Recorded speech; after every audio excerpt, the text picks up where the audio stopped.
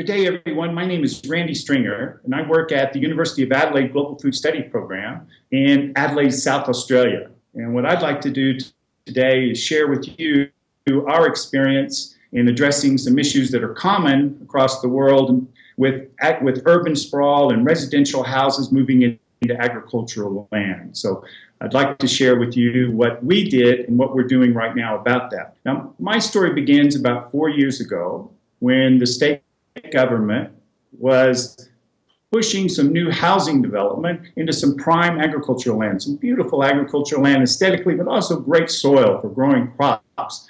Here around Adelaide, we have wine grapes and cherries and figs. There's beef and there's dairy, there's sheep, there's horticulture products, there's almonds.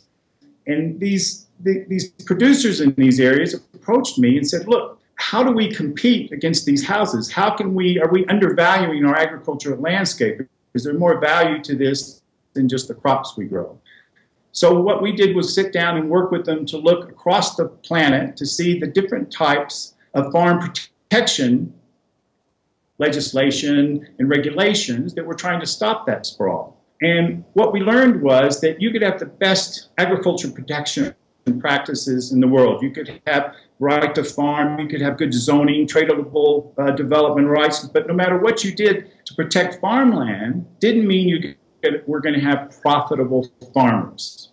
So what we decided to do was look again at what other experiences have been, and we learned a lot from Europe in terms of branding landscapes. Now, this isn't done too much in North America, certainly not done in Australia either, but what the Italian, Spanish, and French do is often set up landscapes with special names so that they can promote the history of those landscapes, tourism in those landscapes, connect tourism and connect people that come through to the restaurants to that local food that comes from that area. So we decided we should pursue this with the local community, and what we ended up doing was looking at all the different experiences. We found in our case that the very top level of these agrarian parks or agrarian landscapes branding experiences were UNESCO World Heritage Sites. Out of 1,000 World Heritage Sites around the world, about 15 or 16 are agricultural landscapes.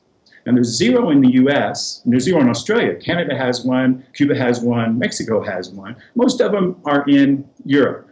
So we thought, well, let's look across this experience of branding landscape. And in our case, we were lucky because we meet one of the criteria, and we're now trying to get World Heritage standing for the landscape surrounding Adelaide. But there's lots of ways you can go about this. And first, let me talk about why you should go about it. We think you should go about it because if you have an agrarian landscape that you can brand and promote, it provides a marketing platform for your tourism, for your products, for your restaurants, for your farmers market. It provides an investment platform both for public and private, so you can get public investment to support with signage and more information about the history of the area, how this area was shaped and changed in the landscape affected by markets and regulations.